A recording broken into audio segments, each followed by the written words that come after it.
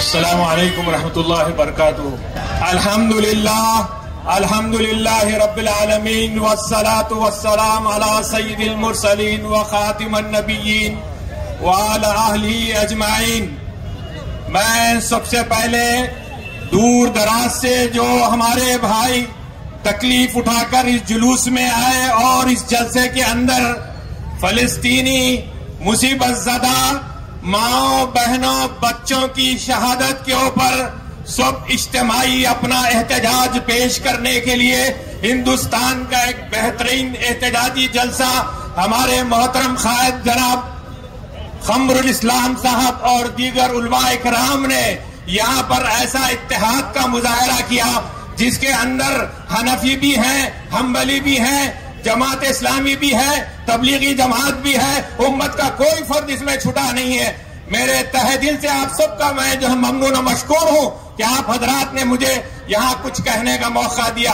अजीजाने गिरामी, मसले फलस्तीन और बैतुल मुक़द्दस की आजादी का मसला इंतहाई अलम नदम और बका का मसला है।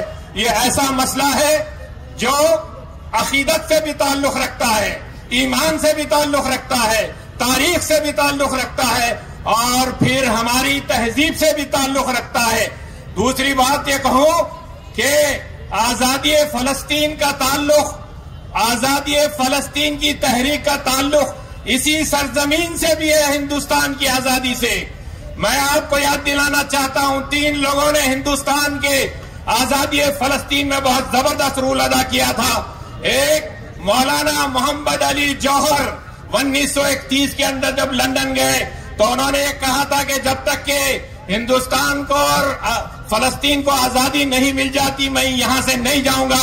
अगर मैं यहां मरता हूं तो मुझे फलस्तीन नहीं बैतुल मुक़द्दस के कब्रिस्तान में दफन किया जाए।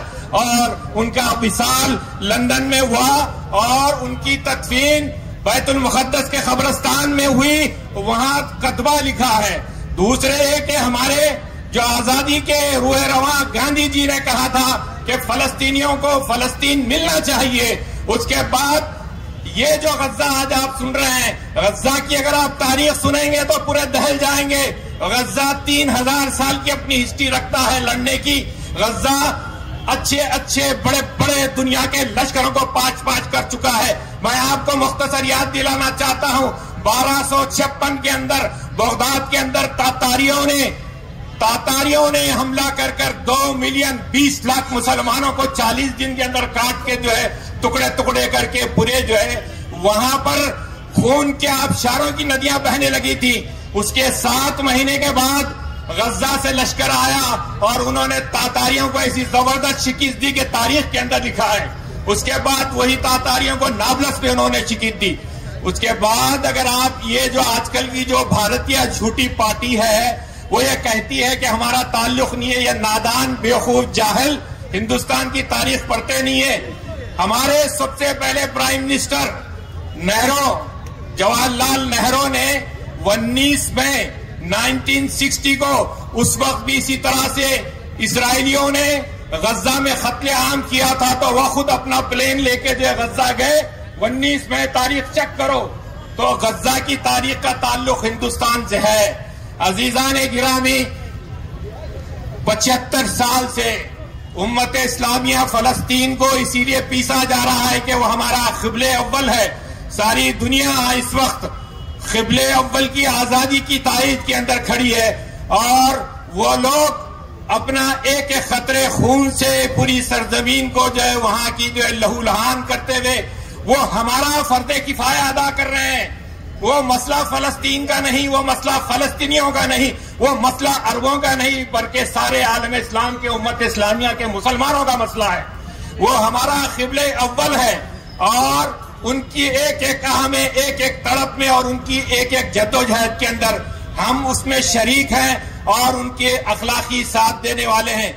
अजीजाने गिरामी, आपको याद होना चाहिए, हम हर चीज याद रखते हैं, बड़ी बड़ी फिल्मों के जो स्टोरियां याद रखते हैं, लेकिन अगर हम बदनसीब हैं अगर जो फलस्तीन की तारीख को याद न करेंगे तो ये जो जुल्म का चक्कर 1948 से चला है उसके बाद कितनी मर्तबा उनको बम्बार्टमेंट के जरिए जो है 3-4 मुमालिक ने हलाक किया, लेकिन अल्लाह को यही मकसूद था। मैं आपको बताऊं, आज फलस्तीनियों की जो आबादी है वो यहूदियों से बढ़ के है। महज अगर जिस वक्त भी जो है यूएन की तरफ से वहां पे इलेक्शन हो जाएगा तो फलस्तीनी अक्सरियत में है, इसीलिए उनको मगरिबी पट्टी में, उनको गाजा के अंदर, उनको दाखिली जो है इसराइल के अंदर 3 टुकड़ों में बांट दिया गया है और बकिया 50 लाख से ज्यादा फलस्तीनियों को, महाजिरों को जबरदस्ती ढकेल ढकेल कर उर्दून और मिस्र की सरहदों के अंदर पहुंचा दिया गया है।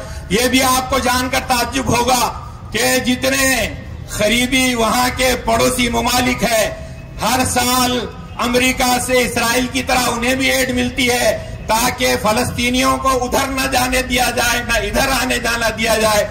लेकिन एक वक्त आएगा कि इंशाअल्लाह ताला फलस्तीनियों की, मजलूमों की इंशाअल्लाह फतह होगी। हम मुजरिमों के खिलाफ ठहरे हैं, हम जालिमों के खिलाफ ठहरे हैं, हम खातिलों के खिलाफ ठहरे हैं और हम इंसाफ के साथ हैं। जब तक इंसाफ के लिए एक एक हमारा बच्चा लड़ता रहेगा, उस वक्त तक जब इस इंसाफ हमको नहीं मिलेगा। अजीजान गिरामी, हालात ऐसे ही नहीं बदलते। हालात बदलने के लिए आपका हमारा ईमानी जज्बा चाहिए, आपका हमारा वला तखाफूना इल्लल्लाह, और हम किसी से नहीं डरते।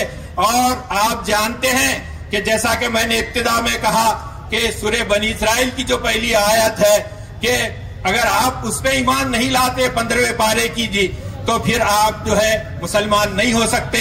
25 से ज्यादा मुक़द्दसा मुकामात हैं, वहां जितने मोजज़े हैं दुनिया के किसी मुकाम पे उतने मोजज़े नहीं है। जिसमें से एक मोजज़ा आपको याद दिलाऊं कि वत्तीनी व ज़ैतून का जो सूरा है 97 नंबर का, कि तीन और जैतून का अल्लाह ताला ने कुरान में क्यों नाम लिया। 3000 साल का दरख्त आज भी जैतून का फल देता है, ये सबसे बड़ा मोजज़ा है। हजरत बीबी मरियम ईसा अलैहिस्सलाम की पैदाइश कहाँ पे हुई और